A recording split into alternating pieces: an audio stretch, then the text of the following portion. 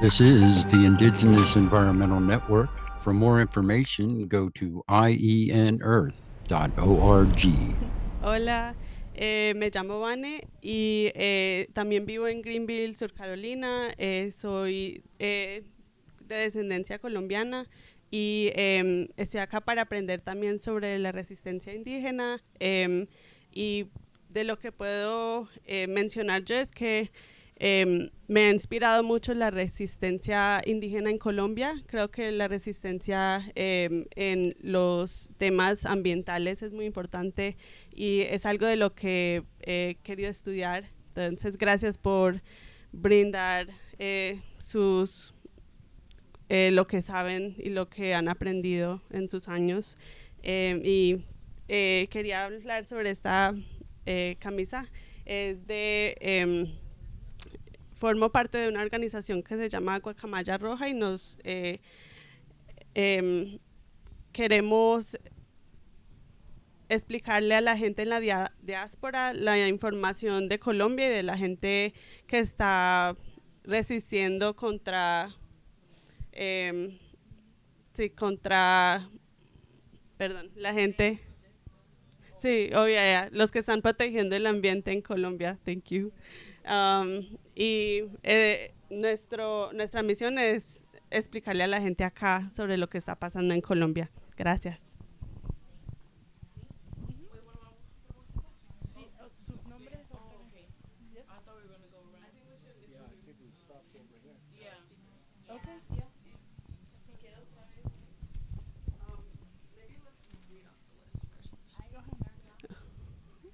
Bueno, ahora me gustaría pasarle primero al primer orador, que es Ron Lehman del Beaver Lake Creek Nation en Canadá.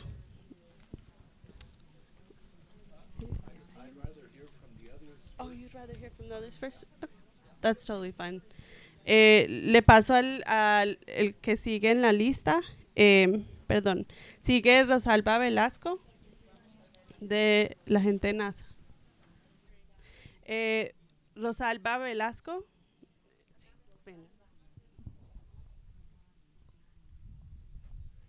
Gracias por estar aquí. Bueno, buenas tardes para todos y para todas.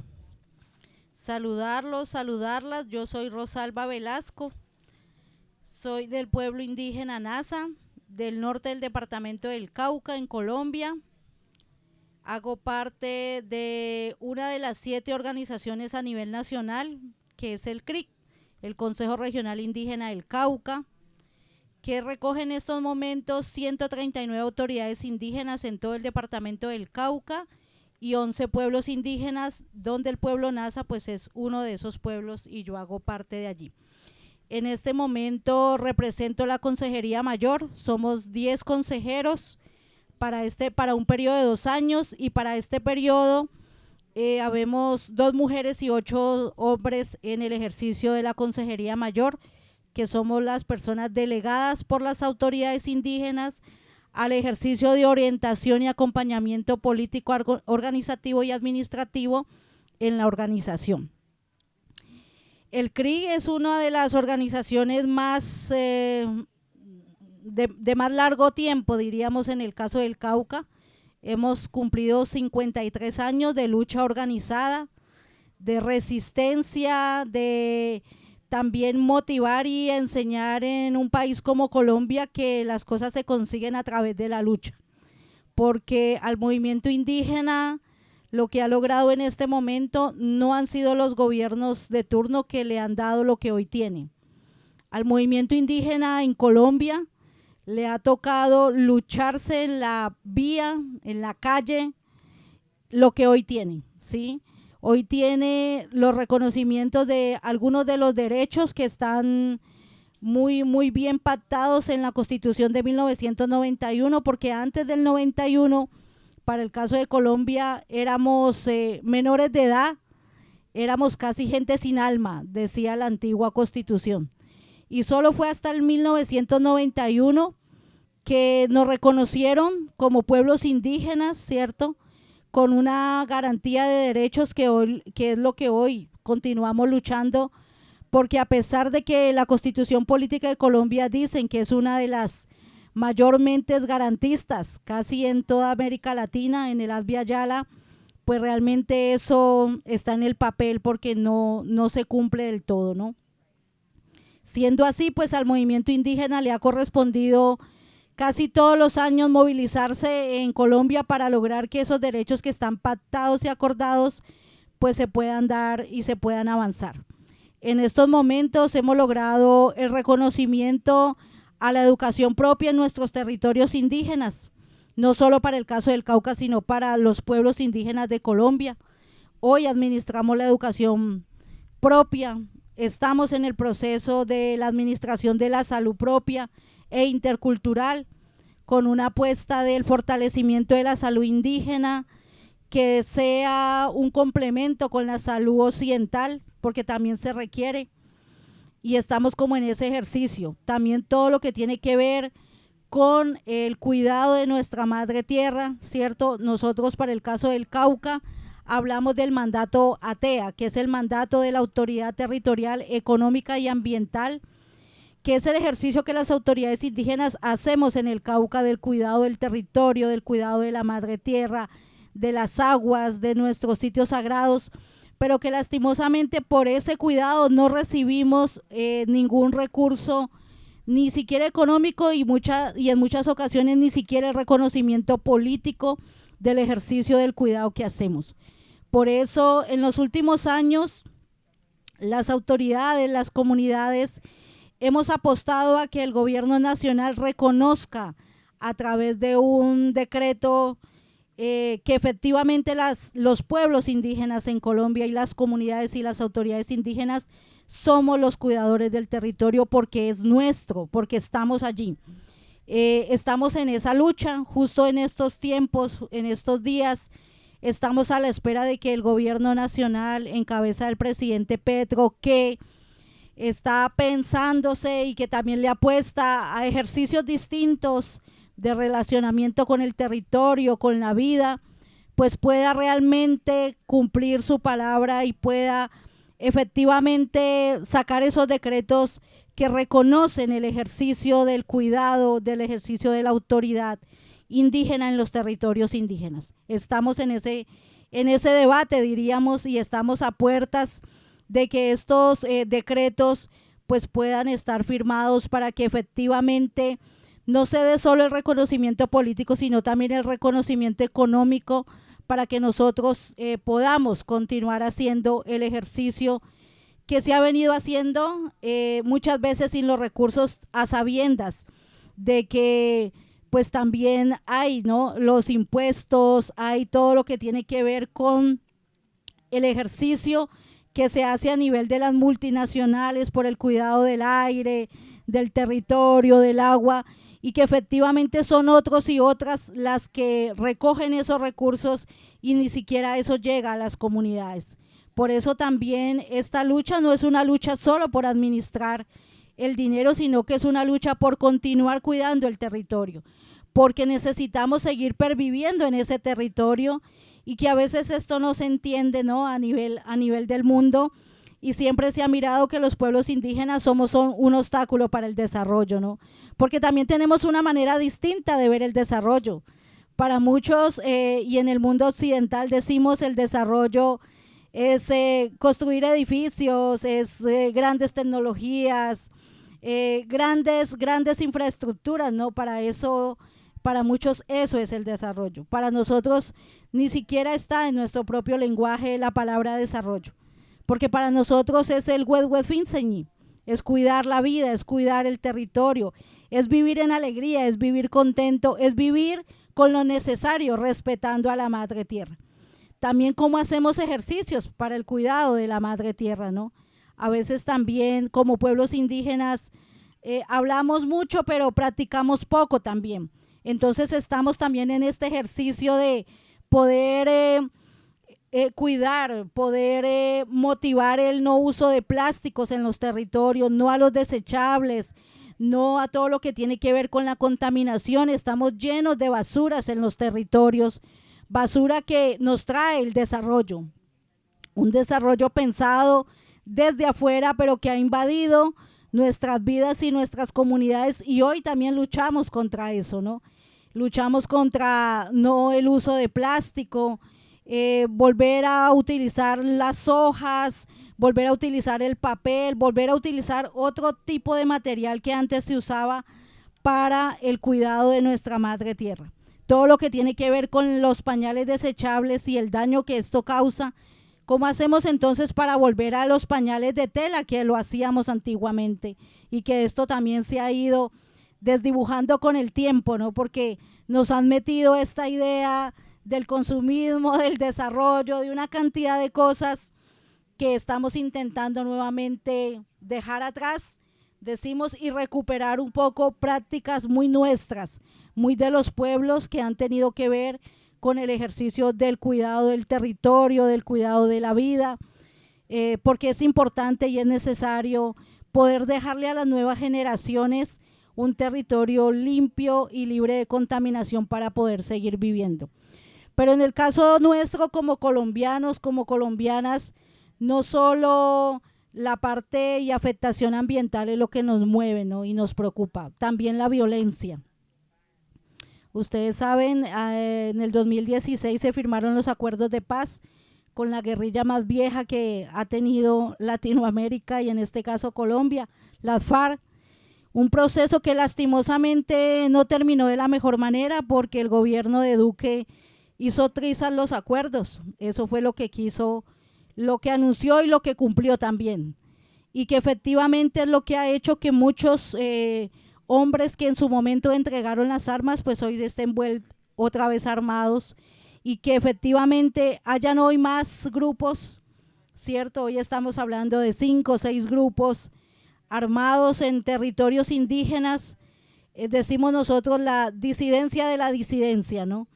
Que lastimosamente lo que está causando es mucha más muerte, y sabíamos que el pensarse en un proceso de paz y soñarse la paz en Colombia, lastimosamente como que es algo muy lejano todavía, y que también hay que contarlo y hay que decirlo, ¿no? Que a pesar de todo y eso lo que pasa, pero seguimos construyendo, seguimos haciendo procesos, seguimos fortaleciendo nuestro ejercicio de gobierno propio, seguimos fortaleciendo el ejercicio de la gobernabilidad.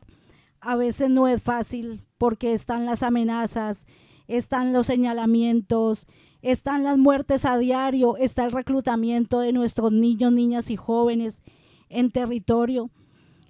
Anteriormente las guerrillas se conformaban por gente muy adulta, pero hoy ha cambiado muchísimo la estrategia de los grupos armados, porque hoy son nuestros niños y niñas y jóvenes indígenas los que están en las filas. Y lastimosamente lo que vemos es una guerra entre estos grupos, porque hoy se están matando y se señala al uno ser bando del otro, ¿sí? O es del ELN, o es de la Dagoberto, o es de la no sé quién o la no sé cuánto, y se están matando entre ellos en los territorios, pero son nuestros jóvenes indígenas. Y entonces esa es una situación también que es importante decirlo aquí, ¿sí? Porque nosotros en Colombia no solo estamos luchando por cuidar el territorio, por cuidar la vida, por cuidar el agua, estamos luchando por cuidar la vida, porque tenemos realmente cifras muy altas y alarmantes de la agudización del conflicto. Todo esto con una apuesta también política desde el nivel nacional de un cambio, ¿no? En Colombia, con un presidente, diríamos, de una corriente distinta, alternativa, que sabemos que no la tiene fácil, porque llevamos más de 200 años de un ejercicio de gobierno republicano, ¿cierto? Corrupto, que todo lo que ha hecho los gobiernos anteriores es robarse la riqueza que tiene nuestro país, y que lograr transformar a una Colombia en 4 años es simplemente abrir un camino. No sabemos el periodo que viene, cómo va a estar las elecciones, y nos preocupa muchísimo también eso, porque se puede avanzar algo, pero si no logramos continuidad de un gobierno alternativo, pues va a ser muy complejo realmente transformar a Colombia, porque una Colombia como la nuestra, marcada por la corrupción, en todos los niveles de gobierno, va a ser muy complejo entonces querer transformar un país en esas condiciones, y nos va a tocar entonces seguir en la lucha como lo hemos hecho siempre. ¿Sí? El movimiento indígena en Colombia le ha enseñado eso al país. También hay que decirlo porque a veces, bueno, todas estas cosas lo apasionan a uno estando tan lejos del territorio, porque a veces uno estando allá y trabajando tan duro no se da cuenta lo que uno siembra, ¿no? Y a ratos ver la resistencia y el trabajo que hicieron los jóvenes en el estallido del 2021 es lo que uno dice, como que ha valido la pena luchar en un país como el nuestro, tan fuerte, tan lleno de muchas cosas, desigualdades, discriminación, odios y racismos que todavía hay con los pueblos indígenas, con los pueblos afro, y que efectivamente lograr que la gente se movilice en Colombia fue algo que nunca se soñó. Sí, yo creo que lo que se logró en el 2021 del estallido social, de ver a esta juventud movilizada, creo que ha valido la pena, ha valido la pena, y justo por eso el movimiento indígena continuará en esa lucha, en esa búsqueda de muchas cosas que todavía hacen falta en nuestro país, sobre todo transformar, y es ahí donde está la tarea de la niñez y la juventud, y es la tarea nuestra como adultos que somos, poder enseñarles a ustedes, a la juventud, de que hay que continuar resistiendo, y que es la juventud la que está llamada a coger la fuerza de esa lucha organizada que hay en Colombia, no solo por parte del movimiento indígena, sino del movimiento social en general.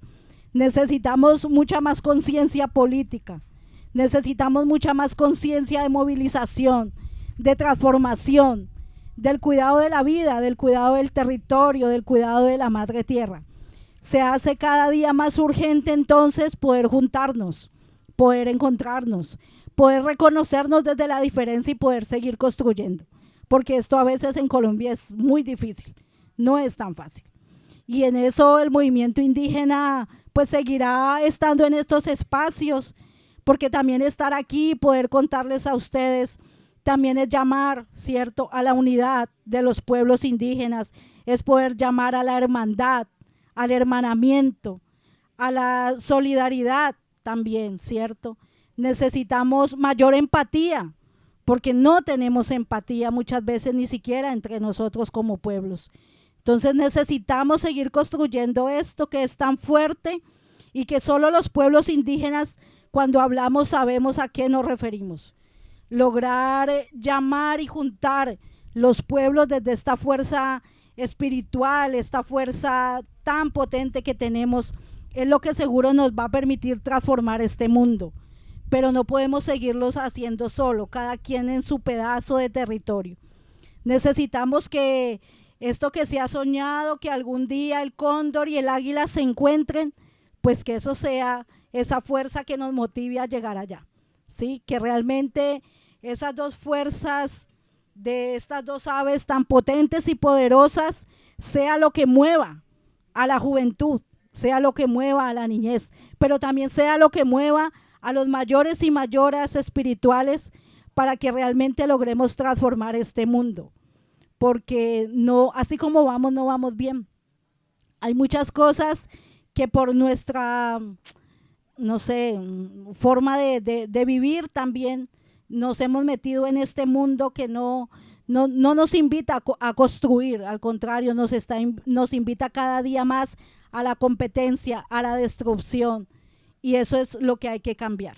Sabemos que no es fácil, pero hay que hacerlo, y espacios como este, el encontrarnos, el poder un poco compartir las experiencias, pues es lo que nos va a permitir transformar. Realmente necesitamos transformar para pervivir, para continuar perviviendo, porque eso es lo que hemos hecho.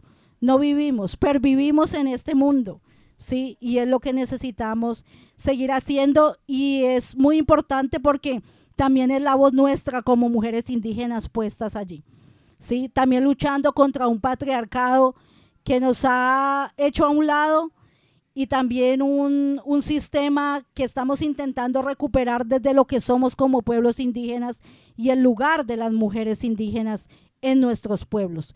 Seguramente en algunos pueblos un reconocimiento un poco distinto, en otros todavía muy marcado por el patriarcado, pero seguimos luchando para que eso se transforme, porque la voz de la mujer es muy importante, es la voz del consejo, es la voz de la fuerza, es la voz de la palabra también, pero necesitamos también entonces transformar esas formas de cómo nos relacionamos hombres y mujeres en nuestros pueblos y en nuestras comunidades, para que realmente la vida también sea digna, ¿no? A ratos las mujeres no vivimos en dignidad, nos asesinan, tenemos altos grados, índices de feminicidios en los territorios indígenas y en los territorios en general en Colombia.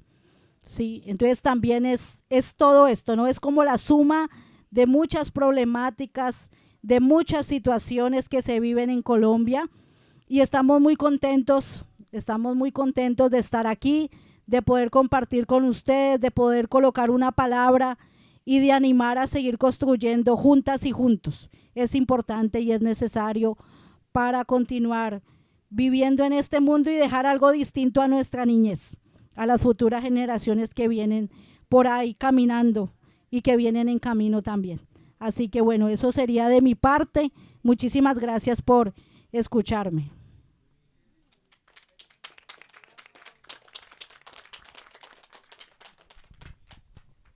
Muchas gracias por ese testimonio tan poderoso. Ahora quiero seguir con los testimonios del resto de las personas. ¿Puede hablar? Vladimir Rubiano. Sí, por favor. Si nos puede decir cosas sobre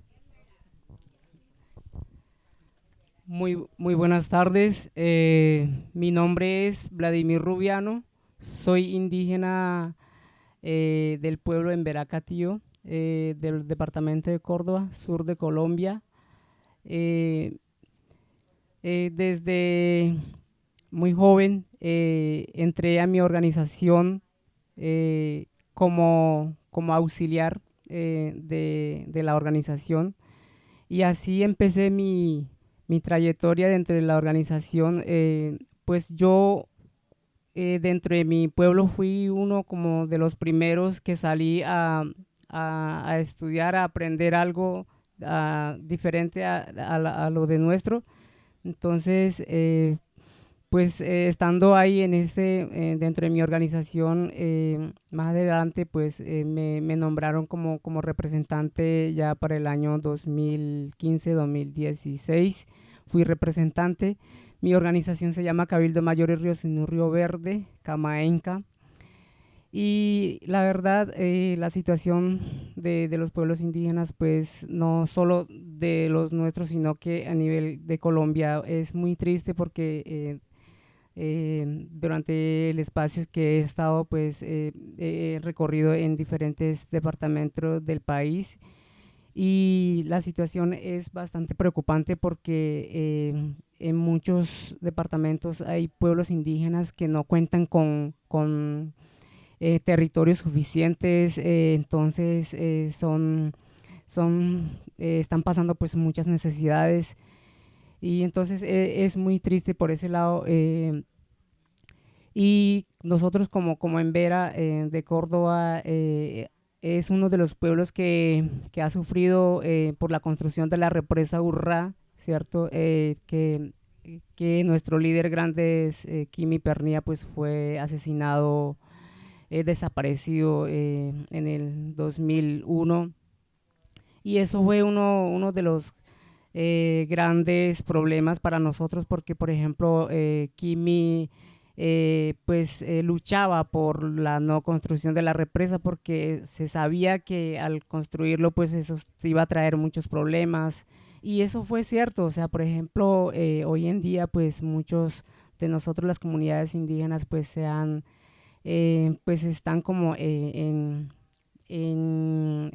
desaparición, porque por ejemplo están olvidando la escultura. Muchos de los jóvenes pues se están yendo del territorio, porque uno de los grandes que acogíamos más al campo era el tema de los pescados. Entonces, a la construcción de la represa, pues nos acabó el primer alimento que era nuestro, el tema del pescado.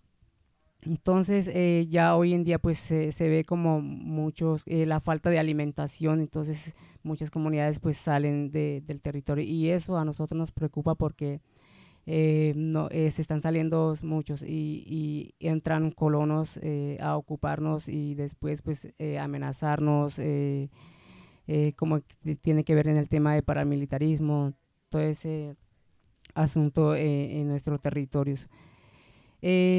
Pues como organización hemos luchado también frente a la recuperación de nuestra cultura, al fortalecimiento del territorio, y para eso pues tenemos la Guardia Indígena como tal, formando para poder fortalecer y al cuidado de la madre naturaleza, todo eso.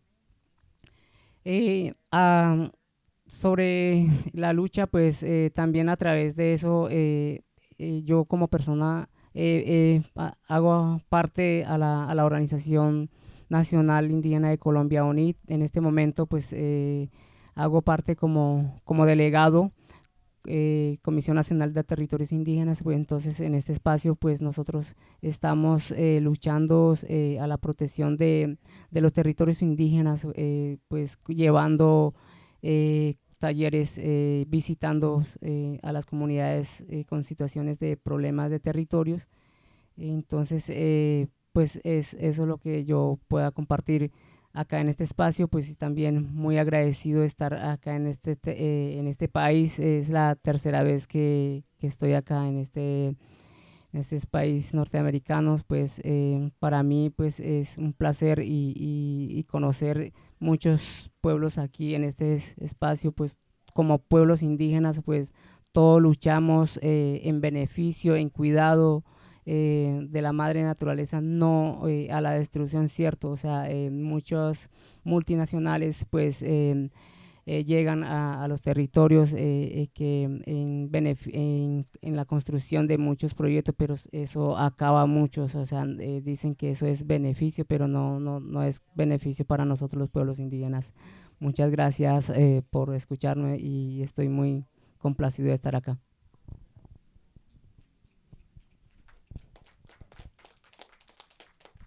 Gracias por sus palabras. Next speaker. Our next speaker will be Chief Ninawa. Is that you?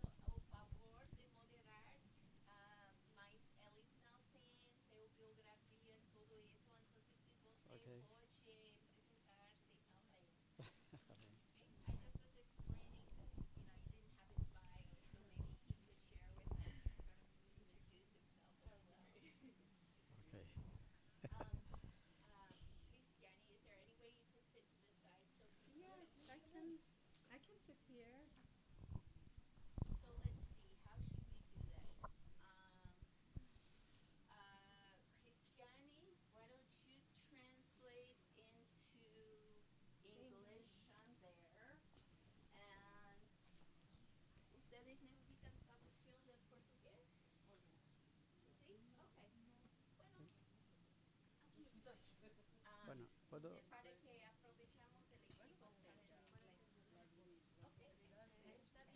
Sandra, no sé si sería problemas, pero puedo hablar en portuñol, no sé si comprende, ¿no? ¿Está portugués? ¿Ya? Ok.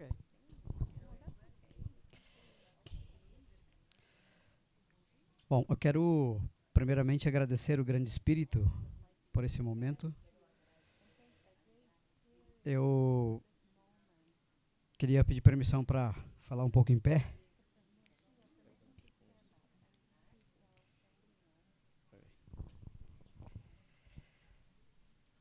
Bom, também quero agradecer as pessoas desse território, cada organizador desse evento, muito importante. Parabenizar a juventude por estar presente, por fazer essa moderação. Eu sou cacique Ninauá, eu venho da região amazônica do Brasil. Eu fico na fronteira, no estado do Acre, fronteira com Peru e Bolívia. E eu venho de uma família de lideranças hereditárias, né, desde os meus antepassados, e eu recebi isso do meu avô, que viveu em matéria 103 anos de idade, e me deu essa responsabilidade de estar como um cacique hereditário do meu povo. Tenho o meu filho que está aqui comigo, 2 anos, já com 1 ano de idade foi reconhecido pela minha comunidade como cacique do futuro. E também eu faço parte de alguns movimentos políticos, mas eu sou representante geral do meu povo a nível de Brasil, mas também o meu povo está na fronteira do Peru, tem mais umas comunidades, 19 comunidades em Runicuim. E o meu povo ainda é um dos povos que mantém guardião dos conhecimentos ancestrais. Falante da língua materna, mantém muito forte a relação com as medicinas tradicional, praticando a espiritualidade, e também consideramos muito guardião da floresta. O meu nome, Ninauá, quer dizer o chefe da floresta. E nos movimentos políticos, já tenho mais de 27 anos que venho representando organizações indígenas, tanto a nível regional, a nível de estado, a nível nacional. Hoje tenho esse título de presidente do meu povo na Federação Runicuim. Também faço parte sou vice-coordenador de uma organização local onde vive minha comunidade, que são povos indígenas do Rio Envira. Faço parte dos movimentos nacionais, do acampamento Terra Livre, que é a maior assembleia dos povos indígenas do Brasil, que já é um encontro internacional. Também faço parte de alguns colegiados a nível internacional, como a irmã estava falando, né? Eu faço parte de um colegiado que se foi criado em 2019, que é o Grande Conselho de Águia e Condor, que está sendo coordenado por uma liderança indígena do povo Otomi, né, da América Central, do México, mas temos relação com o povo do Canadá, com o povo dos Estados Unidos, com o povo da Colômbia, do Peru, Equador, né? Tem povos que têm lideranças políticas e espirituais que estão participando desse movimento. Mas também faço parte de uma rede de lideranças indígenas, protetores da Mãe Terra, qual o Tom faz parte, eu faço parte, né? E também sou filiado à rede indígena ambiental que, né, o Tom coordena, né, junto com outros povos aqui. Bem recente fiz parte de uma delegação do Brasil e de uma rede de lideranças que participamos do Fórum das Nações Unidas. Venho participando desde o Fórum Permanente, né, em Nova York, em Genebra, em vários outros fóruns a nível das Nações Unidas, como as COP, por exemplo, né? Para que é muita coisa que a gente luta, né? Para que possa compartilhar com vocês como a gente tem participado ativamente dentro desses espaços, que não deixa de ser importante na nossa participação, mas são espaços com poucos resultados de lutas, né? E também agradecer pela palavra da irmã aqui da Colômbia e por compartilhar um pouco da luta de 2 anos atrás. Não é só de 2 anos atrás, é uma luta de muitos anos. Quando estava naquele momento da mobilização, eu me propus, junto com outras lideranças, de ir para lá somar com vocês. Mas nós não conseguimos financiamento para poder chegar até lá. A gente queria estar junto com vocês nessa luta. Porque para que a gente possa compreender a luta dos povos indígenas, não é a luta na Colômbia, não é a luta no Brasil, não é a luta na Nova Zelândia, a luta não é a luta no Canadá. A luta dos povos indígenas é uma única luta com diferente espaço, mas é a mesma luta. Como no Brasil a gente fala que a mãe de todas as lutas é a luta pela mãe terra. Essa é a maior luta a nível global, é a luta pelo território, né? E aí a luta é diferente. A luta daqueles que querem proteger, que já fazem isso há milhões de anos, como os povos indígenas e as comunidades tradicionais. Mas tem a luta daqueles que querem destruir.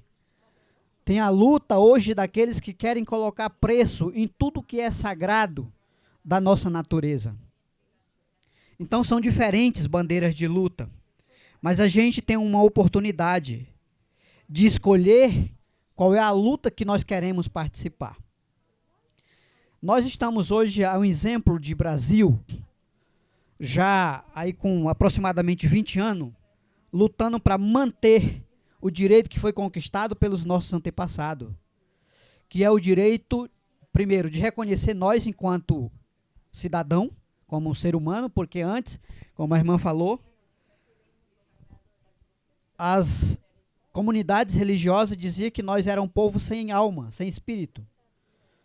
Então, para nós poder estar salvo pela religião, tinha que aprender, ser catequizado, ir para dentro das igrejas. Depois disseram que nós não sabia falar por nós mesmos. Então se criaram vários órgãos para falar por nós. E depois agora dizem que nós somos problema para o desenvolvimento. Nós somos contra os desenvolvimentos. Ou seja, tentam colocar os povos indígenas como a pior espécie humana, porque falamos em defesa da vida, em defesa do amor, em defesa de relações saudáveis. Durante esses 20 anos de luta no Brasil, o Congresso Nacional criou uma rede sistemática para acabar com os direitos dos povos indígenas, como não é diferente nos outros países. E esse direito é o direito sobre o nosso território. Nós temos muitas terras que foram demarcadas, que está homologada, registrada, e que nós temos usufruto desses territórios. Mas nós temos muitos territórios que ainda lutam hoje pela demarcação. E que hoje o Congresso Nacional é organizado pela Câmara dos Deputados Federais, pelo Senado, pelo governo, como foi o último governo Bolsonaro, pela Suprema Corte, que era para nos garantir, tem uma relação com isso, para poder retirar os nossos direitos. Então, retirando esses nossos direitos, com os projetos de lei, mudando a nossa Constituição, né? E nesses projetos de lei diz que nós, os povos indígenas, não precisamos de mais terra demarcada. Porque já tem muita terra demarcada e são poucos povos indígenas para ocupar esses territórios. E querem dar esses territórios dos povos indígenas para o agronegócio, para a agropecuária, para a mineração, para a exploração madeireira. Querem tomar as nossas terras para poder dar para essas companhias, que são muito poucas no Brasil, a maioria são internacional. A maioria são da Europa. No caso dos petróleos, o governo do Canadá faz isso. E quer investir dentro dos territórios, principalmente no bioma amazônico, que é um bioma que o mundo inteiro olha para esse bioma. Mas no Brasil nós temos outros biomas que também são importantes. Mas a Amazônia hoje, e aí a Amazônia legal, não é a Amazônia no Brasil, na Colômbia, no Peru. A Amazônia é hoje a discussão global, a principal pauta da discussão global. E se discute, exemplo, como a COP, por exemplo, que se reúne as grandes companhias que financiam, são as companhias que financiam as COPs, para discutir, junto com os governos, aonde vão explorar, aonde vão investir a maior quantidade de dinheiro para explorar mas não querem saber se vão matar os povos indígenas, comunidades tradicionais, se vão poluir os rios, se vão destruir com a natureza, não estão se importando com isso. Por isso que no Brasil nós chamamos de falsas soluções, são financiarização da natureza, botando preço em tudo que nós temos para poder garantir, manter o grande capital e acabar com o que nós temos de mais precioso. Né? Hoje, as mudanças climáticas têm acabado com as nossas vidas. Com as nossas vidas não é só a vida dos povos indígenas, é com todos nós que sofremos com as mudanças climáticas. Né? Na região amazônica, os rios estão secando num período da seca. As pessoas antes tinham problema de água potável. Hoje as pessoas têm problema de acesso à água. Seja ela potável ou não, os rios estão secando, os maiores rios. Quando é no período da chuva, há grandes inundações e acaba com a produção, com a casa, com os animais daquelas famílias que estão às margens dos rios. E comprometem a soberania alimentar daquela população. E o Estado brasileiro não dá suporte a essa população. Hoje, a nível dessa discussão sobre o Mercosul, sobre livre comércio, o Brasil tem sido, o governo brasileiro tem abrido a porta para essa discussão e colocado esses projetos de lei no Congresso Nacional. A minha amiga aqui, que é do CIMI, que é uma das muito poucas instituições indígenas que apoia os povos indígenas. Nós temos hoje o povo Guarani, que tem 2 representantes aqui, que estão sendo atacados pela polícia. O Estado, que era para proteger, está atacando essas famílias, e estão lá as famílias lutando para recuperar o seu território, e a polícia dando apoio aos fazendeiros, aos pistoleiros, às pessoas armadas, que estão incendiando fogo na casa deles, que estão tentando expulsar de qualquer forma, como aconteceu bem recente com o povo Pataxó, que assassinaram uma liderança indígena, covardemente, com apoio da polícia. São polícias que se tornam milícia, que estão dando essa proteção. E não tem punição para essas pessoas. O governo não faz o seu papel. Nós estamos no momento de evidência agora, de evidência dentro do nosso país, com um projeto de lei mudado de vários projetos de lei e agora chamado projeto de lei com o número 14.701, que trata sobre a tese do marco temporal. A tese do marco temporal são propostas dadas pelos fazendeiros, pelo agronegócio, que estão no Congresso Nacional, para dizer que os povos indígenas não precisam mais de terra demarcada, que os empreendimentos não precisam consultar mais os povos indígenas, que quando se quiser explorar dentro da terra indígena, não precisa mais consultar os povos indígenas. E também tira os nossos direitos soberanos, os nossos direitos tradicionais. Já não se respeita o direito da lei, na legislação, e estão querendo tirar também a soberania dos nossos direitos originários, dos nossos povos, né? E isso é de modo geral, isso não é só no Brasil. A Suprema Corte, que era para poder decidir sobre a Constituição Federal, está chamando uma comissão do Congresso Nacional com povos indígenas para negociar os direitos dos povos indígenas. Dia 5 agora se abre essa negociação, né? E que isso vai afetar diretamente. Essa negociação ela é exatamente para dizer, para mudar o que está na Constituição, para tentar mudar inclusive os acordos internacionais, como a Convenção 69, por exemplo, né? Então, a própria Constituição brasileira, ela diz que são inegociáveis os direitos dos povos indígenas, é inalienável, né? Então, a própria Constituição já reconhece isso.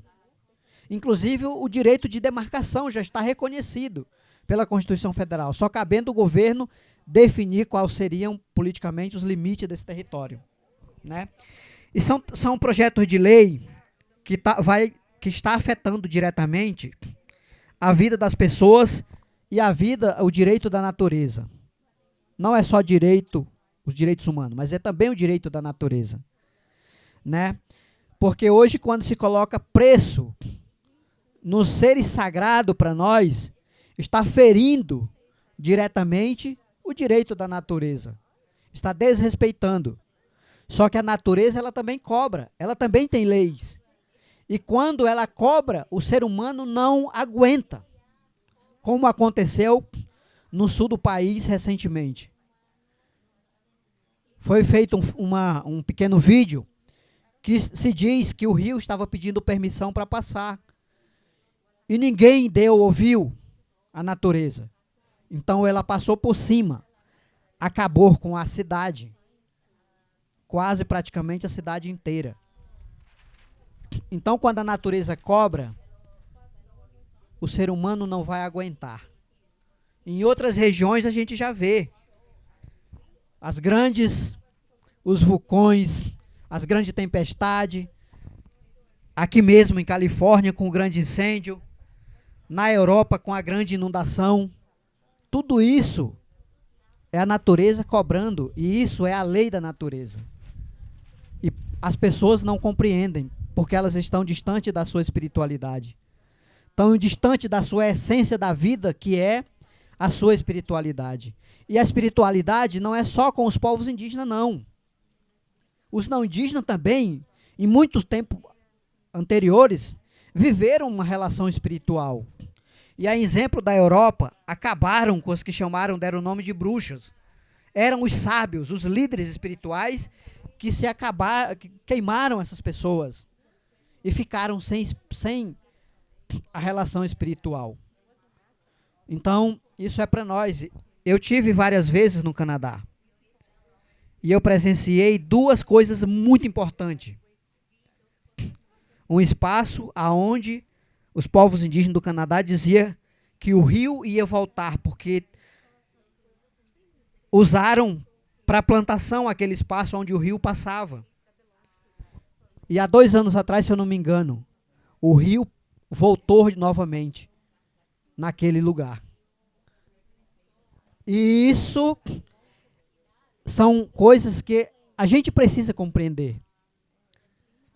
Que a natureza, ela tem a sua lei, ela tem o seu momento, e o meu avô dizia, quando o ser humano quiser saber mais do que a natureza, ela vai mudar para mostrar que a natureza é quem manda, não é nós seres humanos. E uma outra coisa que é muito importante também, que eu quero compartilhar com vocês. Para nós, povos indígenas, não há uma relação separada com a natureza. Não existe, pelo menos para o meu povo, não existe uma relação separada da natureza. Nós somos uma pequena partícula, um pequeno elemento que compõe essa natureza. Porque tentaram colocar isso na nossa mente, de dizer que nós seres humanos somos superior, só nós somos mais que os outros seres. Não somos. Nós não somos mais importantes que uma árvore. Nós não somos mais importantes que um animal. Nós não somos mais importantes que os seres astrais e que os seres minerais. Nós não somos mais importantes. Né? Então, o Davi Yanomami, ele diz que a grande serpente é o mal da humanidade. Que a grande serpente, para nós, que é um ser muito sagrado, que é o petróleo, é um óleo muito sagrado para a Mãe Terra. É como a nossa veia. Se você corta a sua veia, o sangue sai, vai fazer falta para nós, como faz falta para a natureza, o petróleo. E as pessoas olham o petróleo como recurso natural. Não é recurso natural. São seres, são elementos sagrados da natureza, que faz parte da nossa vida também. E a Mãe Terra, ela já pediu socorro há muito tempo. Está sendo destruído, estão matando a Mãe Terra, estão matando nós mesmos. E não é não é as mudanças climáticas que está destruindo. Não é o aquecimento global, é o ser humano que está destruindo. São a espécie humana que está destruindo. E a gente precisa reeducar essa humanidade, para que elas não sofram e não façam a gente sofrer também quando a natureza cobrar. Então eu queria dizer isso para vocês e dizer que também compartilhar um pouco. Agora eu tive em Genebra participando de uma conferência das Nações Unidas sobre o Instituto Mundial de Propriedade Intelectual, que também se cria projeto de lei para decidir o que vai ser feito com o patrimônio genético da natureza. E queriam tirar a terminologia povos indígenas, para não reconhecer os povos indígenas mais, colocar só como comunidades locais, né? E usar o patrimônio genético para os fins lucrativos. As companhias farmacêuticas são as mais interessadas. As companhias de cosméticos são as mais interessadas nessa discussão, porque querem alimentar seu mundo econômico. Não respeita a natureza, não respeita a vida. E a gente precisa levar essa voz para todo mundo ouvir, para todo mundo compreender. Muitas das vezes tentam colocar nós, povos indígenas, como o maior responsável por isso. Alberto, quando dizem assim, os povos indígenas é a solução do mundo. Não, nós não podemos receber essa responsabilidade só para nós. A responsabilidade é de todos nós, principalmente daqueles que destroem, principalmente dessas pessoas. Agora, se disser assim, os povos indígenas têm sabedoria ancestral que pode reeducar as pessoas, isso nós temos. Isso eu garanto que nós temos, os povos indígenas. A nossa sabedoria ancestral não vem da universidade, não vem das oficinas. A nossa sabedoria ancestral, ela vem da nossa relação com a natureza. Os espíritos é quem nos ensina. O espírito da natureza foi quem nos permitiu ter saber. Não foi universidade, não foi as academias. Poucas pessoas têm essa sensibilidade nas academias. A maioria estuda anos e anos e anos para aprender técnica de destruir, técnica para criar os projetos de lei para poder driblar, para poder ver como que vai destruir de forma mais rápida. Cria tecnologias, cria forma de como vai fazer essa destruição. Aqui nós estamos poucas pessoas, mas nós já estamos fazendo a nossa parte, nós já estamos aqui discutindo. Mas nós não temos, como a irmã estava falando, só que discutir, nós temos que praticar também. Quem aqui planta árvore? Quem aqui protege as nascentes dos rios? Quem aqui vai para a rua com o movimento indígena, com o movimento das comunidades tradicionais? Né? Então nós precisamos fazer essa luta. Né? Eu fui chamado para ir no Canadá visitar o cedro, né? As árvores, a sequoia, né? Grandes árvores, né? Aonde tinha um movimento de jovem que estava protegendo aonde queria uma companhia, queria destruir, né? Eu fui visitar aquele lugar, um lugar que você se sente bem, você se sente acolhido por aquela energia espiritual daquelas árvores, daquelas avós antigas que são aquelas árvores, né? E poucas pessoas veem isso, não querem mais saber disso. E estão querendo colocar isso dentro do nosso povo, dentro da nossa comunidade. Estão querendo colocar na nossa mente que o dinheiro é importante para proteger a natureza. O dinheiro não protege a natureza, o dinheiro ajuda a destruir, o dinheiro faz corrupção no nosso território, o dinheiro copita nossas lideranças. O meu povo, as principais lideranças que me apoiavam contra o projeto de carbono no nosso território, hoje estão iludidos, querem receber dinheiro para dizer que vão proteger com crédito de carbono. Não funciona, não vai proteger. Não vai. Então, uma coisa que eu quero compartilhar, agradeço por vocês ouvirem a gente. Quero convidar vocês, se possível, no dia 5 agora, a gente fazer aqui uns cartazes, fazer uma foto, fazer um documento para apoiar a luta dos povos indígenas no Brasil, que vai estar lutando contra a tese do marco temporal, que o Supremo Tribunal quer negociar os nossos direitos. Então, agradeço aqui vocês por me ouvir. E se vocês me permitem, eu queria fazer um canto de agradecimento por esse momento. Muita gente diz que é canto. Para nós são rezas, são falar com os espíritos, pedir sabedoria, pedir cura, pedir proteção, inclusive para aquelas pessoas que trocaram o coração por uma moeda, que trocaram a sua mente, o seu cérebro, por esses projetos que são de destruição.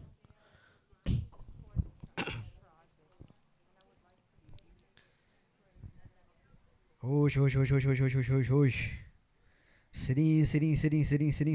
Sirim. Puxari. Irã. Pish.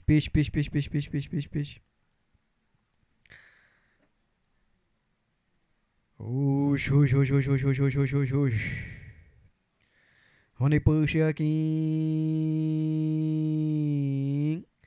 Hone puxe aqui. Hone pube aqui. Chituru yashanembu. Chituru yashanembu naimanini. Jobu pube aqui. Jobu puxe aqui. Jobu puxe anima. Chituru yashanembu. Chituru yashanembu naimanini. Hone pube aqui, hone puxe aqui, hone puxe anima.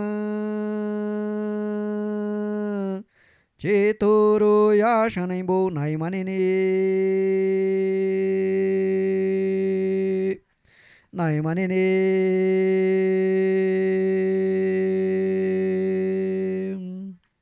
Jubu pube aqui, jubu puxe aqui, jubu puxe anima. Chituru yashanembu naimanini.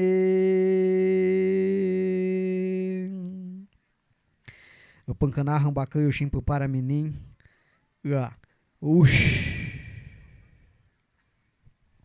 Auge. Muito obrigado. Desculpa se eu me alonguei bastante, mas eu compartilho isso com vocês vindo do fundo do meu coração. Obrigado.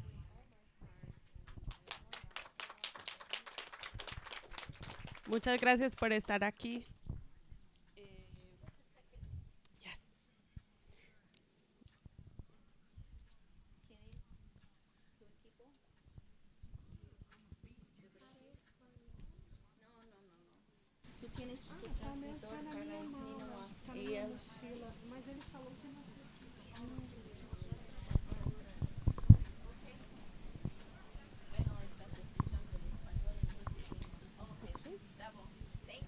Thank you. Just check in. How much time do we have left? I was curious if we have time. Okay, cool. 4:20. Then we have one more speaker, and if all of the speakers are okay with it, maybe we can take some questions for y'all and some of the topics that y'all talked about today. So the last speaker that we have today is Ron Lehman from the Beaver Lake Cree Nation. Thank you so much for being here. Hai. Nanas kumun umote pi taguhtian minin tuhto ko ga ipix ko ich imia sikki go mamskuta ke tanse iswichita ko taskiwak ego ispihta ke umaski ekse nanas magat pichigil. Good afternoon, everybody. Really glad to be here, and very hard act to follow. Really thank the chief for his words and his song and his prayer. And I also want to thank the youth for stepping up, because to me that's what it's all about. It's you're the ones that are going to take over where we leave off. We've been doing this work for a long time, and I'm glad my friend Alberto is here. We've been doing this work for many, many years. In my case, been doing this work about 45 years or so. About 45 years or so. Since I was in college, I was in communications. And then from there, it continued on to helping elders, interviewing elders. And that's where I got started, is interviewing our old people. And I'm very fluent in my language, Nihioiwan. I got to go back to the treaty conference we just had about 3 weeks ago. And one of the Maori young men, he said, Maori is not even a Maori word, he said. And so in my case, Cree is not even a Cree word. And that's what the world calls our people, is Cree people. But we're Nihioak, and it describes who we are. Our language is very descriptive. So I really want to thank the chief, especially because he pointed out the evils of what some of the colonizing people that came to my country, what they're doing to the global south and other parts of the world. My ancestors were very kind people. They allowed them to come in to our territory, but there was very strict provisions on why and how they could come into our territory. One of the things that the ancestors insisted on was that they have to respect our land, our Mother Earth, the animals, the rivers, the lakes, everything that's within that territory. Because I know you all know this, us as human beings, we're the last ones to be created. So everything you see around you are our older siblings. And my people, to this day, we still speak to these elements that you see around you. When we have our ceremonies, they are front and center, like the tree in the center of the Sundance Lodge.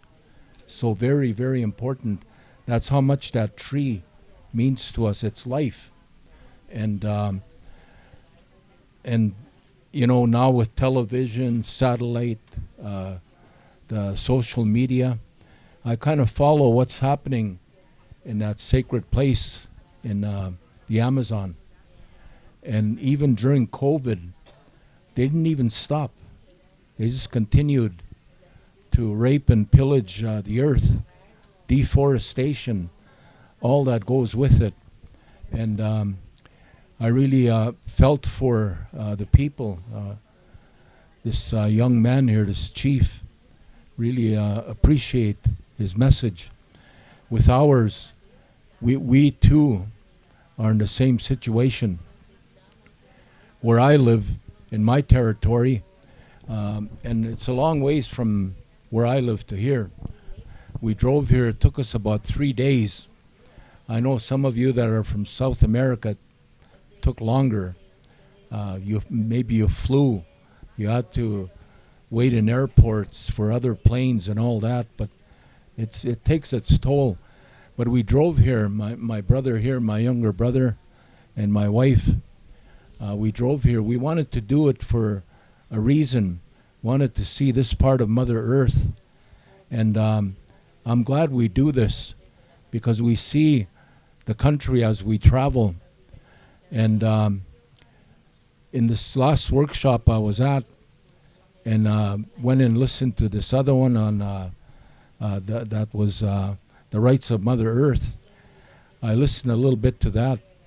And when these people that are raping and pillaging our mother, when they talk about reclaiming, putting it back the way it was, not going to happen, people. It's not going to happen. We came through a place, you can Google it on a map.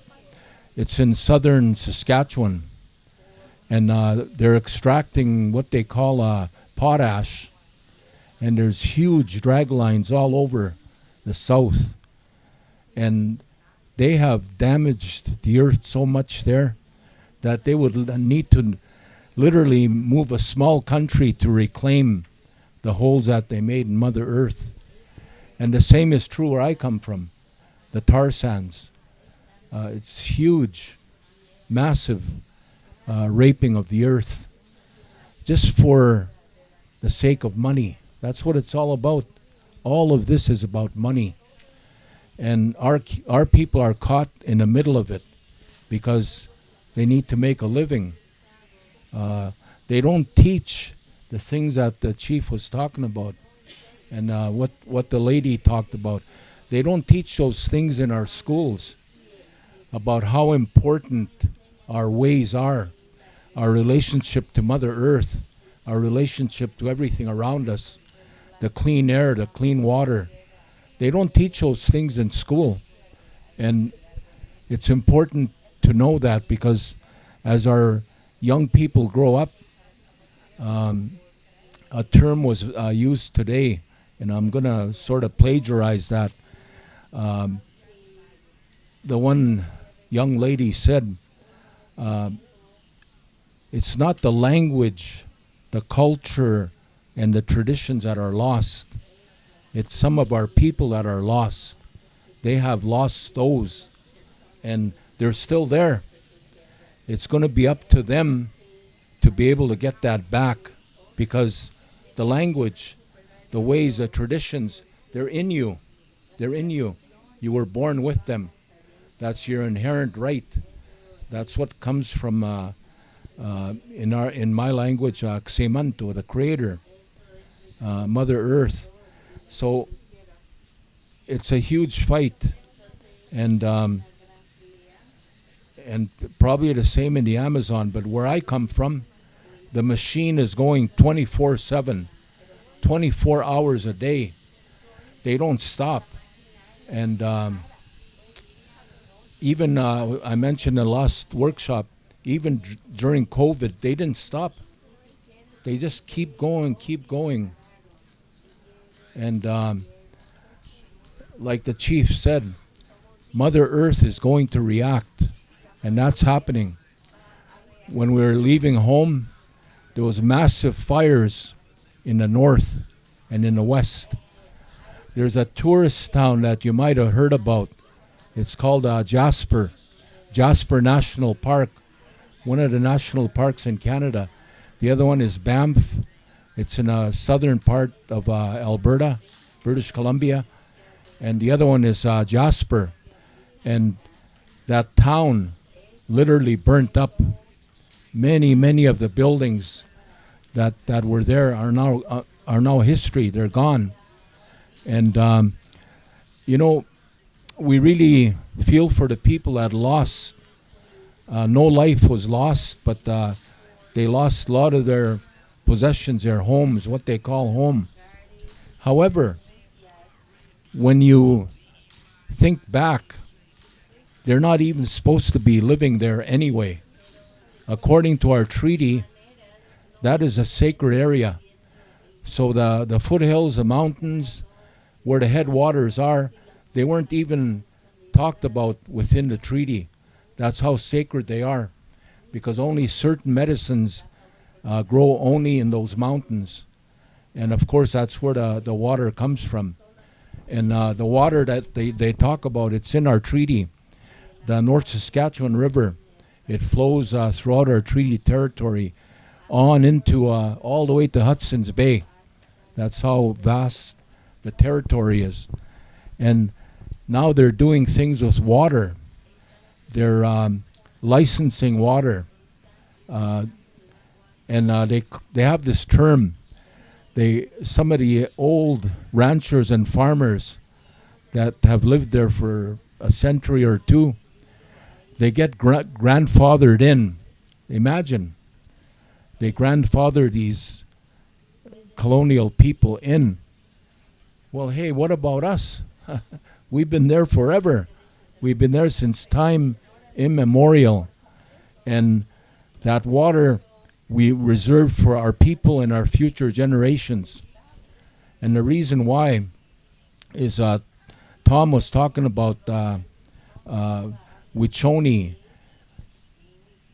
water, mini Wichoni, sacred water. In our language, it's called Nipi, and it's two words kind of put together. Ne means mine or me, Nia, and P, that second part, means Bimatis suwin. So literally, it means my life.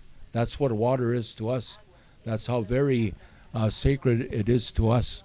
So it's because they really mess around with water no matter where they go. And they use most of it for purposes other than giving you life.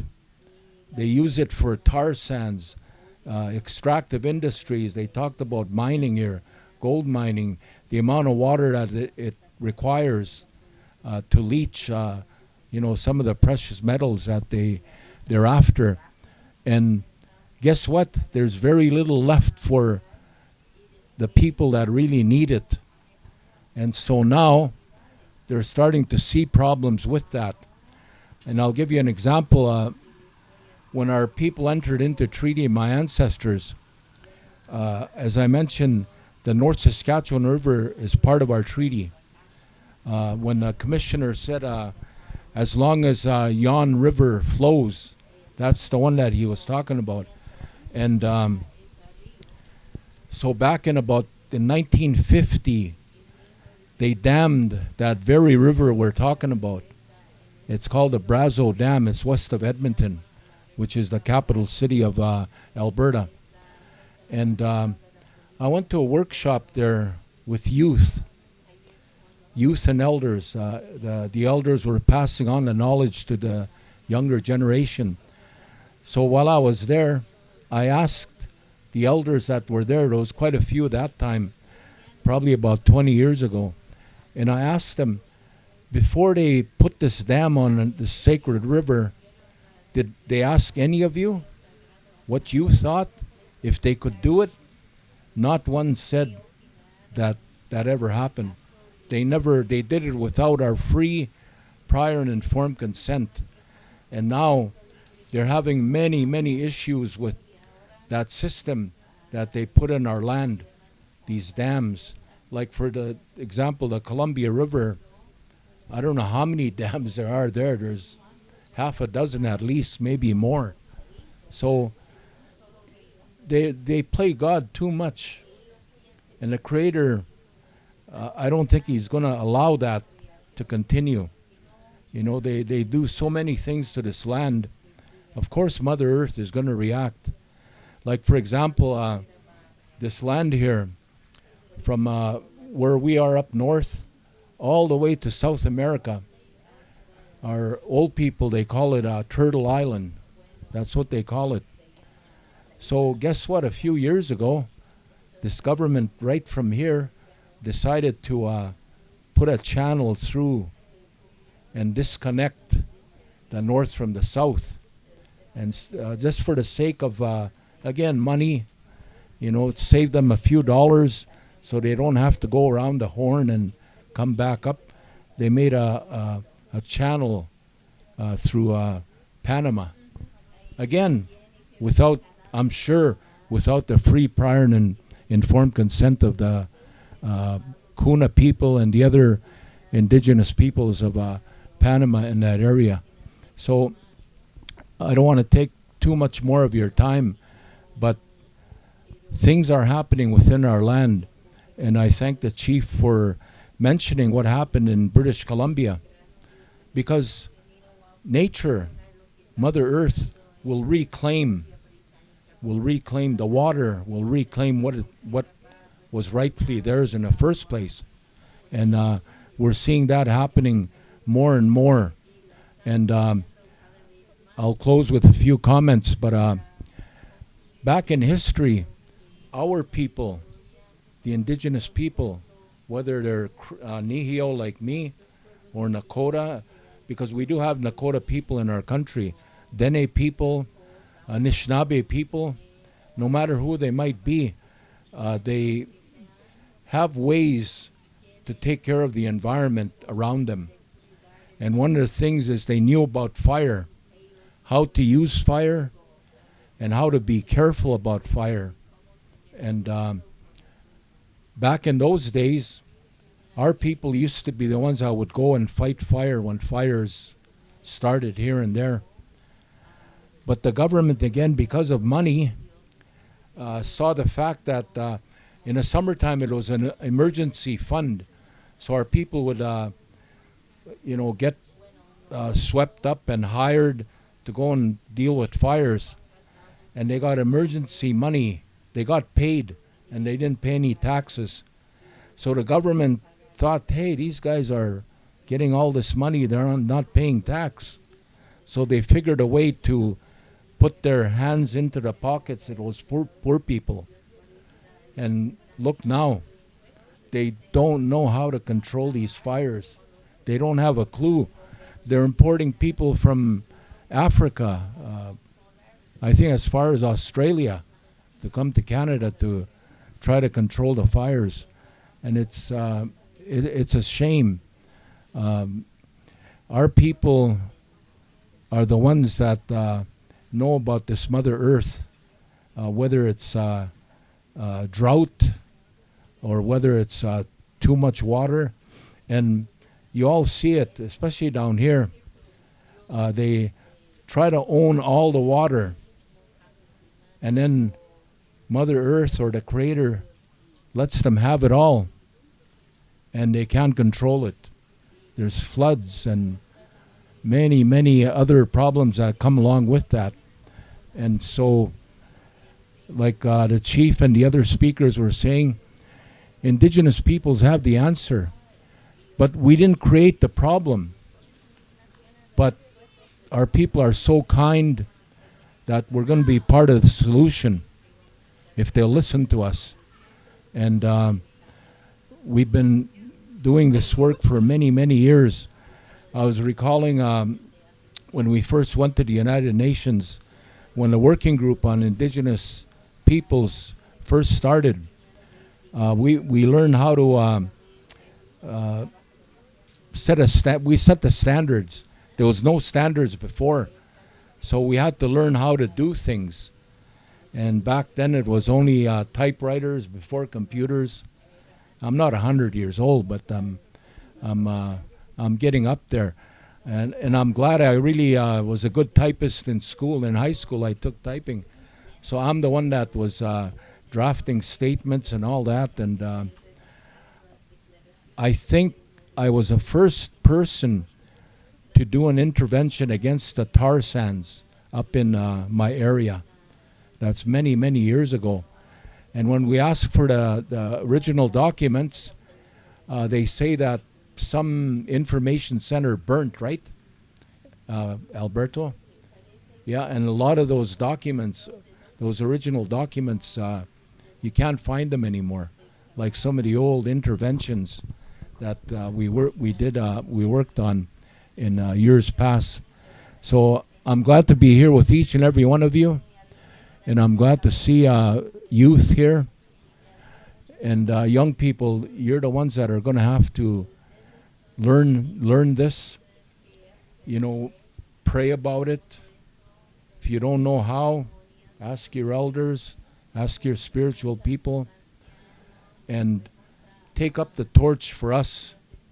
We'll hand it to you. And because I'm sure some of you already have children, you'll have grandchildren, and like me, someday you'll become a great-grandparent, which I am now. I have 3 great-grandchildren. So coming here for me is a vested interest. I want the best for them in their future. And because my grandfathers, and I was lucky too, I got to see some of my great-grandmother, my great-grandfather, and then on my dad's side, my great-grandmother too, both of them. And so I was lucky that way. And they taught me the language, they taught me our ways and our history, and the culture to a certain extent. Although I'm like most of the people that were speaking here throughout the conference, the way of spirituality, the colonial way, Catholicism, United Church, Protestant churches, all imposed their will on us. They came and tried to displace our spiritual ways. But luckily a few of them hung on to those ways and the language, and now it's starting to flourish. And you'll travel through Indian country up north, and you'll see some of those old churches. Nobody's fixing them. Instead, they're going to sun dances, they're going to sweats, they're going to horse dance, different ceremonies that we have. I have nothing against those religions, because I was taught by my old people, never criticize or put down another person's way of praying. You wouldn't like it if they did it to you. And we didn't like it because they told us that we were worshiping, something not good, that our ways were no good. But they were so wrong. And today, they're looking to indigenous peoples for solutions. And one thing that we all have, and anybody can correct me if I'm wrong, when our elders pray, in our way, we have the pipe ceremonies. Our elders, they pray with the pipe. And when they do pray, they pray for everybody. They pray for all of this Turtle Island.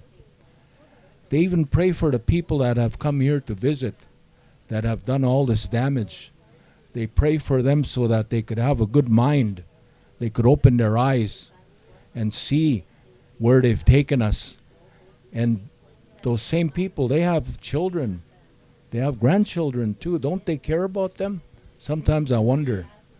And so I think collectively we have the solutions.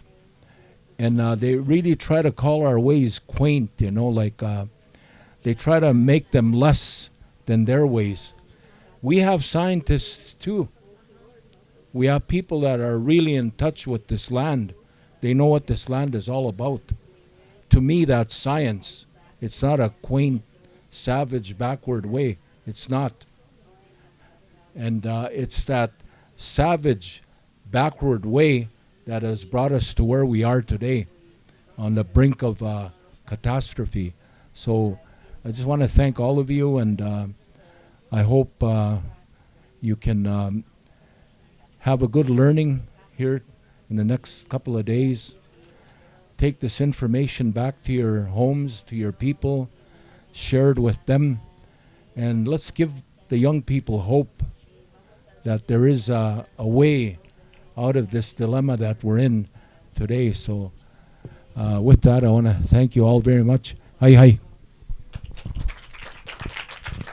Thank you so much to all of our speakers at this workshop for Voices from the International Indigenous Peoples of the Land here at the Protecting Mother Earth Conference, of course, by Indigenous Environmental Network. It's been an honor to hear from all of you today. And I wanted to open it up for questions from y'all. Yeah, go ahead, Laura. This isn't really a question. I just wanted to share a statistic that I got reminded of listening to everybody speak and just being here at this event. Out of so many billions of people on this planet, indigenous people make around, I think it was 1.7% of all these people. And out of that 1.7%, we protect 80% and more of our biodiversity. It's indigenous people, it's indigenous wisdom that protects our lands, that protects our water, our sky, our fires, our ways of life. Just being here and listening to everybody speak, it just reminds me that we're here for a reason. We're here for a purpose. And I think listening to everybody's experiences and the words that they have to say from their territories, the problems that are happening in their territories, despite all the violence that we endure as indigenous peoples, despite all the violence and resistance that these big corporations, that colonizers have put on us, we resist them. We continue to fight, and this is why we're here at this event. And I just wanted to share that from the top of my head, and so I really appreciate being here, listening to elders, and so I can take this back to my country of Colombia. In Colombia, it's one of the most dangerous places for environmentalists to be, and it's more dangerous for indigenous people who are environmentalists. They are sought out, they are hunted for protecting their lands, for protecting not only their reservation, resguardos, their territory, but for protecting us, for protecting everybody else on this earth. And so I just wanted to say that, and thank you for listening.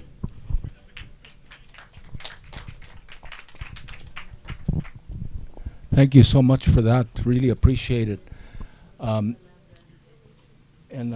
they'll all know what I'm talking about. It's grand and fine to have all of these international meetings that are happening now, like CBD. I went to the one in Montreal just a couple of years ago. And don't be fooled, people. The multinational, transnational corporations, they have a huge lobby. They were the major players in that conference, even though they're the ones that are doing the most damage to the world. And they can influence countries. And let's not be fooled. Don't let them wine and dine you, because they'll try to do that. Yeah, when they want something, they'll try to do that. And so I just wanted to thank you for reminding us about that. And I remember my sister, one of our sisters, she died in Colombia. Yeah. Yeah, Ingrid, our late sister. Yeah. So thank you. Hi, hi.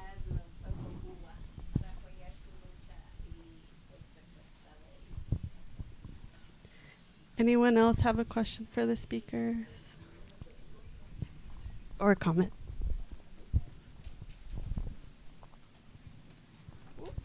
What's that? Pues muchas gracias. Yo soy Alberto de, iba a decir, Consejo Nacional de Tratados Indios, pero no, trabajo con AIN. Y quisiera hacerle una pregunta al compañero colombiano. Habló de, en la defensa del territorio, hay una guardia, y quería saber si esa guardia está armada o en qué manera pueden proteger el territorio, o quizás oí mal.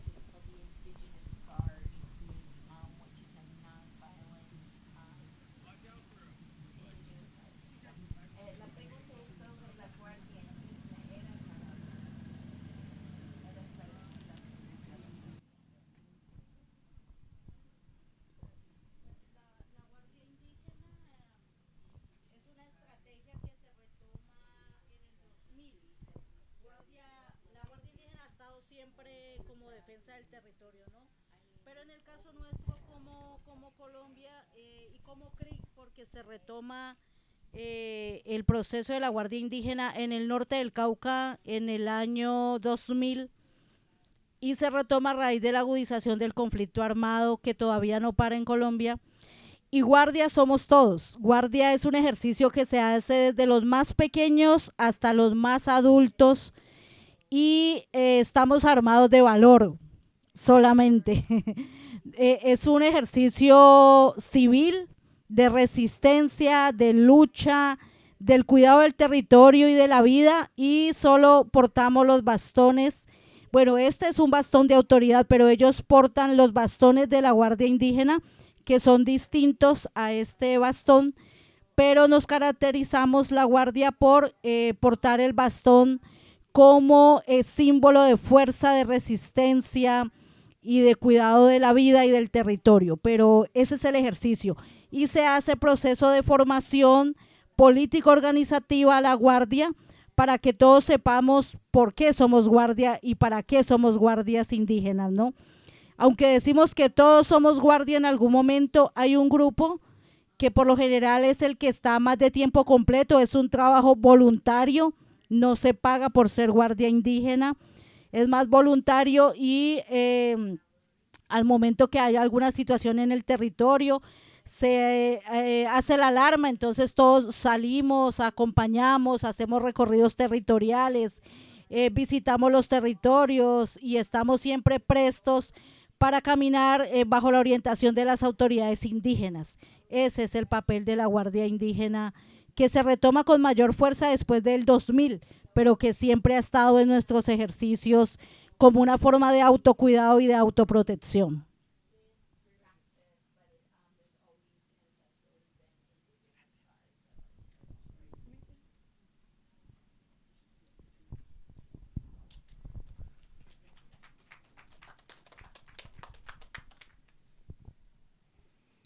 I'm curious for like the community elders and the folks who have been navigating such movements for a long time. If you have advice for young people, also how non-Indigenous young people can really support the movement and be involved in that way.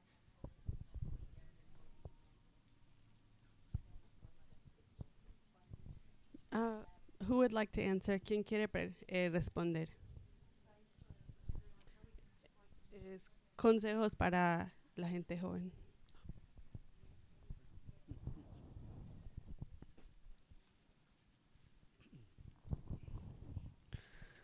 Bom, eu não sei se é um conselho, mas como o irmão estava falando, a juventude é quem são responsáveis para conduzir esses trabalhos no futuro.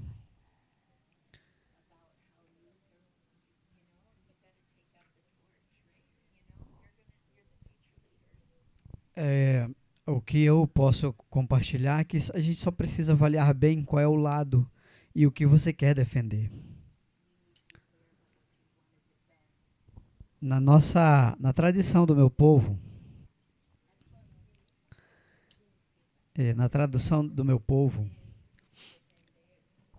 a gente recebe os conhecimentos dos nossos anciãos desde quando nasce. Quando começa a entender, os pais ensinam como caçar, o que caçar, aonde vai, que região, aonde pesca, quando pode fazer isso, que tipo de pescado pode fazer. As mães ensinam para as filhas como fazer suas atividades de casa, no modo geral. E quando uma vez eu estava fazendo uma conversa com os jovens, e quando o jovem perguntava o que para nós é autonomia da juventude, e eu fiz uma comparação de que para o não indígena, a autonomia para o não indígena, ele nasce, cresce, estuda, faz uma faculdade, consegue um emprego, e quando ele consegue um emprego é aquele que vai começar a ter sua autonomia, para começar a se manter. Na tradição do meu povo, o jovem ele pode ter 10 anos, pode ter 20 anos, mas se ele com 10 anos sabe fazer a casa, sabe botar o roçado, sabe pescar, sabe caçar sozinho, ele tem a sua própria autonomia. Ele já pode construir sua família, ele já pode fazer sua casa só, seu roçado. O mundo é assim. O mundo, ele trata de nos ensinar quando a gente não aprende com os pais. Na tradição do meu povo, os anciãos são pessoas muito importantes. muito importante. São as nossas bibliotecas, são as nossas fontes de saber. Uma vez eu cheguei, eu estava em Califórnia, e eu subi numa local alto, e eu vi uma casa muito bonita. E eu perguntei para uma amiga que estava comigo, o que é nessa casa? Muito bonita, né? É uma escola? E ela me respondeu, não, aqui é onde os anciãos ficam. Os filhos crescem e não querem mais saber dos seus pais e botam nessa casa, paga alguém para cuidar dele. E me chocou bastante aquilo. Me chocou bastante, porque para nós isso é muito doloroso, deixar os nossos avós, os nossos pais de lado. Então a gente cuida dos nossos anciãos até os últimos dias da vida dele. E é uma pessoa, um membro da nossa família mais especial. E eles nos ensinam coisas, eles não ouviram, coisas que eles vivenciaram. E aí é uma recomendação que eu posso deixar para vocês. Valorizem os anciãos de vocês, se vocês têm os avós, os pais. Porque não tem fonte melhor de vida, de ensinar como viver os nossos pais, os nossos avós. E às vezes eu falava isso numa universidade, quando eu falava de reconhecer o seu ancestral. Porque as pessoas diziam, mas eu não tenho mais o meu avô, como é que eu vou voltar à minha ancestralidade? E eu dizia para ele, você pode honrar, né, o seu ancestral. Como? Faz uma autorreflexão, quem eram os seus ancestrais? Ah, mas o meu avô foi colonizador. Vamos pegar, refletir o que o seu avô fez como colonizador, que contribuiu para o mundo que nós estamos vivendo agora. E o que você, quando jovem, vai fazer para não repetir esse erro do passado? Como vai conversar com os outros jovens? Então, a gente que escolhe o mundo que nós queremos.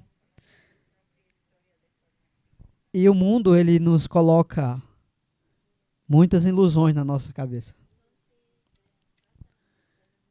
Nos faz entender que quando a gente tem uma aquisição econômica mais do que o outro, a gente é superior. E esse é um dos maiores problemas da humanidade. Né?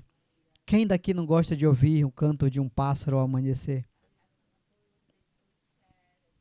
Né? Quem não quer respirar um ar puro sem estar poluído?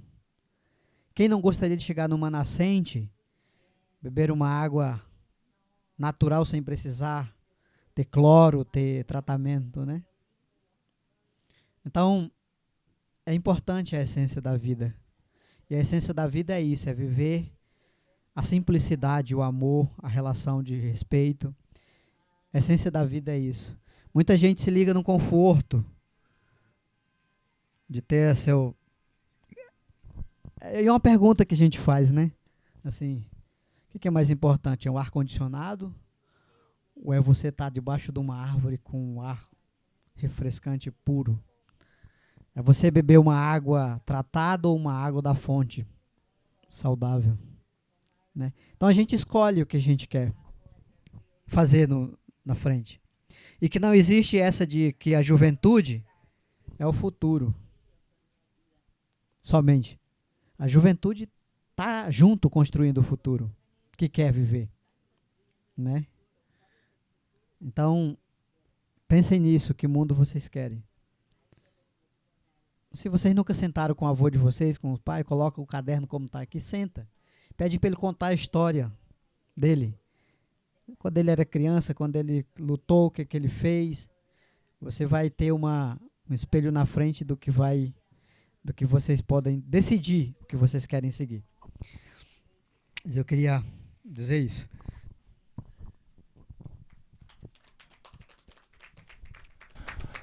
Hi, thank you. Very wise words, and I totally agree. You can get degrees, good education in this system.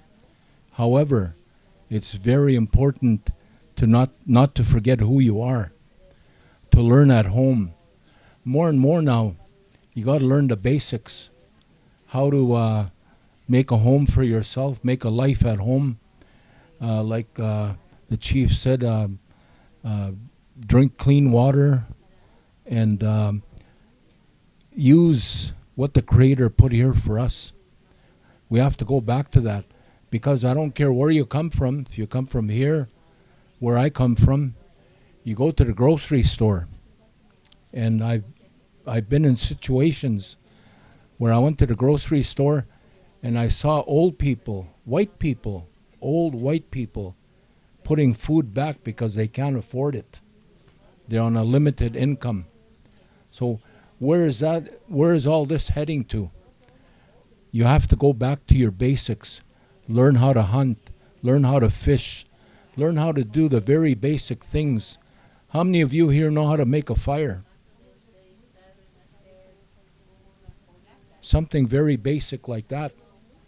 You know, we're going to have to teach the children along with the language. The language is so very key.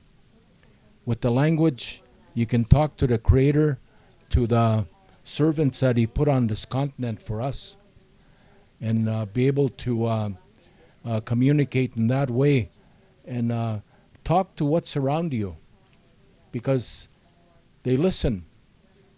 These, like for example, at home, especially during the time when the activity out in the oil patch or where they're extracting trees is at its height. Around our lands where we live, the birds all come there, the animals come there. And like he said, you wake up in the morning and you hear the birds singing. Every morning we can hear that. You go somewhere else, you go to the cities and all that, you don't hear that. So what is more important to you as young people? You have to take this knowledge and use it and pass it on to younger people, your children, your grandchildren. Because what I was told when I was young is this knowledge that I'm sharing with you, it's not mine. It was passed on by my ancestors. And my brother and I here, we have a grandfather. We're lucky. We have a grandfather yet. He just turned 90 years old, and we celebrated his birthday with him. And it's really something when you, somebody standing in front of you that's so full of knowledge. And I was adopted by this man from one of the reserves in Saskatchewan. And we just celebrated his 100th birthday, March 7th. So we still have those old people that have that knowledge. So if you have elderly people, if you have old people that still have a good mind, take the time, go and spend some time with them, give them the protocol. We each have our protocols that we give. And the reason for the protocol is the knowledge they share with you, it'll stay with you if you use the proper protocol. So I don't want to sound like a preacher here, but just letting you know the way I think about my family, how that knowledge transfer should happen in a good way. And don't forget your ceremonies. Don't forget to pray. And that's what's going to get you through the hard times. Hi. Thank you so much. So it seems like we're one of the last workshops. Thank you all so much for your attention. Thank you to the speakers for sharing all the insight. And I feel like this is a good moment to close unless someone has a very brief last comment.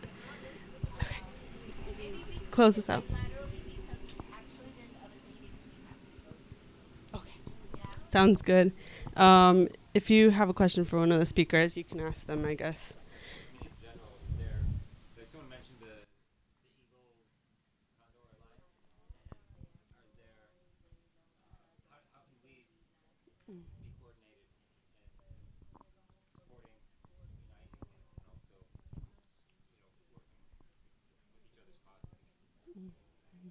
kidding, but nowadays we have Grandpa Google.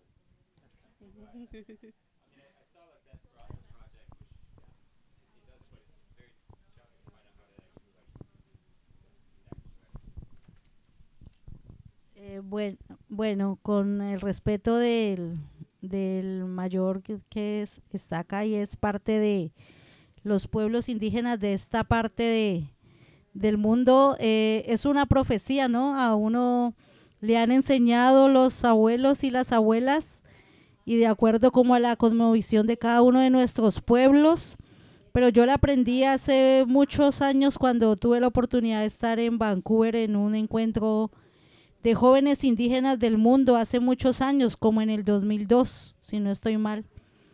Y estando allí los abuelos y las abuelas de acá, de este lado, como se dice del lado del águila, ¿no?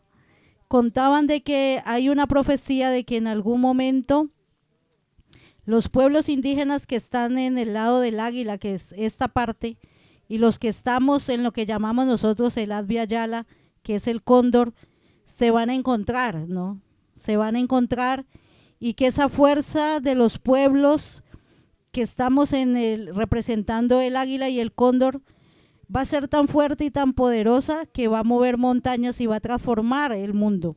Esa fuerza y esa profecía que nos han enseñado los abuelos y las abuelas, pues es lo que yo creo que se ha venido construyendo en todos estos años. Esa fuerza, esos encuentros, los intercambios, el poder visitarnos, el poder compartir también las propias luchas, ¿no? Que a la final son las mismas, por poder vivir y pervivir en este territorio tan grande. Y a eso era lo que yo me refería, ¿no? Como esto que se viene haciendo fortalece esa profecía. Y lo que hay que hacer es que esta fuerza que está allí viva, pues que cada día sea eso, sea mucho más fuerte, que podamos entonces, no solo los indígenas, ¿cierto? Sino los que no se consideran indígenas, aunque llevan sangre mezclada, porque ya tampoco no es puro lo que hay en estos territorios. Hay algo de esa sangre indígena que hay que encontrar cada quien como ese ser, ¿no? Ahí es donde también empieza esa búsqueda de quién soy yo, de dónde vengo también. Entonces es eso, es como fortalecer esa profecía para que algún día nuestros pueblos realmente puedan volver a encontrar ese camino, ¿no? Ese camino del equilibrio, ese camino de la tranquilidad, es el camino del respeto. Y lo que nos enseñan las abuelas y a los abuelos, y es que nosotros no somos dueños de la naturaleza, porque nos hemos creído los dueños y no somos dueños, somos parte de ella. Y como bien lo dijo el mayor, somos una parte y somos una parte tan pequeña, pero nos hemos creído que somos los poderosos, ¿no? Y no es así. Todo vuelve a su orden natural y estamos esperando y estamos caminando hacia lograr ese orden natural, y también hace parte del encuentro de los pueblos y de las comunidades.